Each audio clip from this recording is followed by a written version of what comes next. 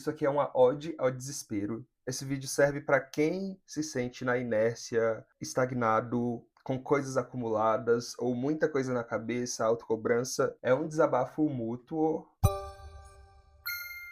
Para quem não me conhece, eu sou o Marcos Dilema, eu sou comunicólogo, escritor, e a minha intenção é fazer vídeos que explorem a criatividade, a escrita, com pitadas de inteligência artificial também, mas com o uso de forma responsável, que vá e possa contribuir com o desenvolvimento do nosso cérebro, ou que não atrofiem o nosso cérebro também, porque saiu um estudo recente, muito interessante, mas preocupante também, sobre como o nosso cérebro vem funcionado a partir do uso do ChatGPT. Foi feito um mapeamento do cérebro, um instituto de pesquisa estadunidense, voltado principalmente para a escrita.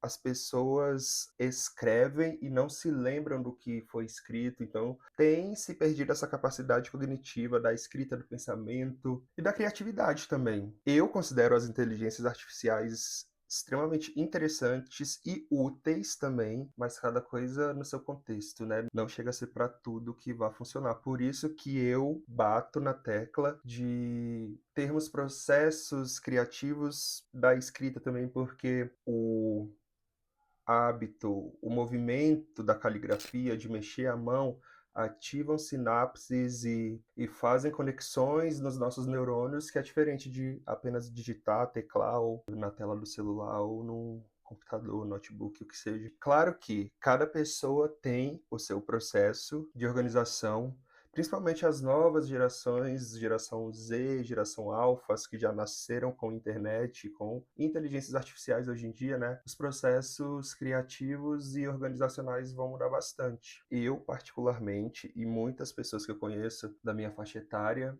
ou mais velhas também, tende a ser mais palpável quando se tem ali a matéria, o material, a escrita, o papel, a caneta, bloco de nota, post-it. E eu me vejo nessa situação que é o que eu comentei ali atrás, sobre esse sentimento de estar estagnado ou se sentir na inércia, porque, vejamos, existem várias formas de adiar as coisas e alguns exemplos dessas formas você sabe tudo que você tem que fazer, mas vai deixando para amanhã. Quando chega ali na hora de entregar no dia seguinte, vem uma motivação, um ímpeto, um ânimo, uma adrenalina e é feito. Mas tá, tem aquela que você vai deixando pra frente, sabe tudo que tem que fazer, mas tá perdido, sua mente tá ali com muitas coisas acumuladas, não sabe por onde começar. Pronto.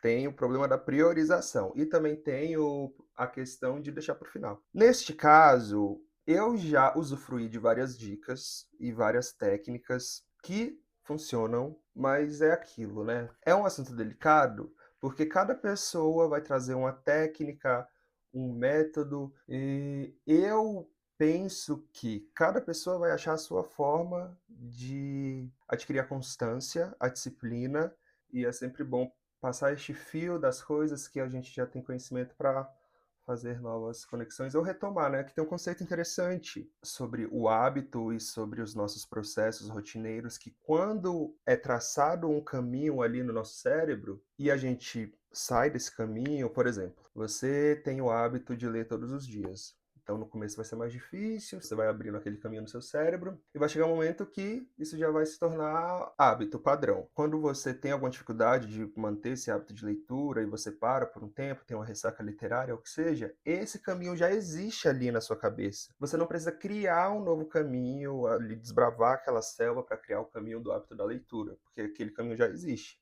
Então, quando você já tem um hábito que você já traçou aquele percurso no seu cérebro e você para retomar é mais fácil. Então, pensar dessa forma talvez coopere para retomar um hábito antigo que está ali parado, porque vai ser mais fácil. O nosso cérebro sempre vai querer economizar energia e coloca a gente num estado de torpor, assim, eventualmente. Mas quando já existe esse caminho do que você costumava fazer, esse caminho ali vai estar mais fácil de explorar. Para se criar um novo caminho que é mais difícil, precisa de mais constância, mais esforço também. Então, essa é uma maneira de pensar que possa ajudar a retomar ou começar novos hábitos positivos, porque assim como os hábitos positivos já têm aquele caminho, os hábitos ruins, hábitos negativos também vão existir ou coexistir, né?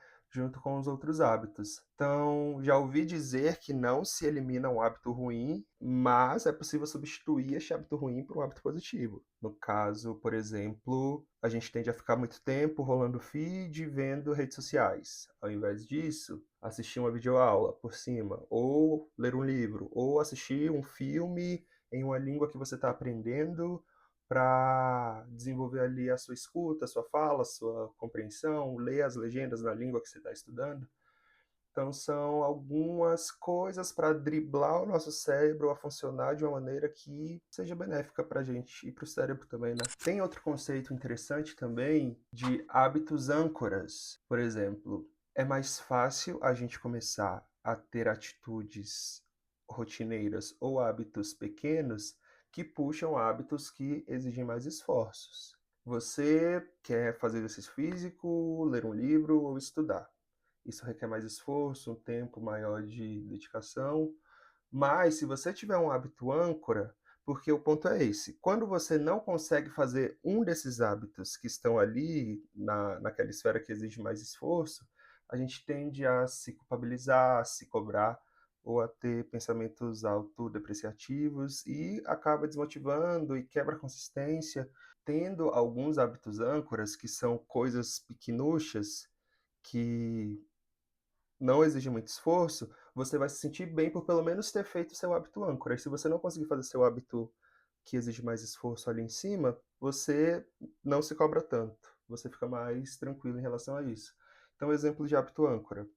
Pode ser, eu, por exemplo, um hábito âncora que eu tenho é marcar o meu aplicativo de humor que eu uso, que eu acho bem útil para mim, para manter as coisas em ordem. Eu utilizo o aplicativo Dailyo. Posso até fazer um vídeo sobre o aplicativo. Quem quiser que eu mostre a forma que eu utilizo, deixa aqui nos comentários. Inclusive, se esse vídeo, se esse conteúdo está sendo útil para você, deixa um like aqui embaixo. Não esquece. Então, voltando para os hábitos âncoras. Escolhe um ou dois hábitos âncora, sei lá, escovar os dentes, que para algumas pessoas isso pode sim ser uma questão. Ou ficar 10 minutos sem usar o celular assim que acordar. Coisas pequenas mesmo. Quando você completa esse hábito âncora, você se sente mais motivado, a sua recompensa está ali trabalhando para você exercitar as outras coisas que são mais difíceis. E se você não conseguir a difícil, pelo menos fez o hábito âncora e a difícil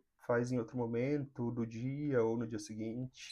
Outra coisa é só fazer, nem pensa, só vai e faz. Tem uma técnica muito legal que é você contar de 3 a 0 em contagem regressiva.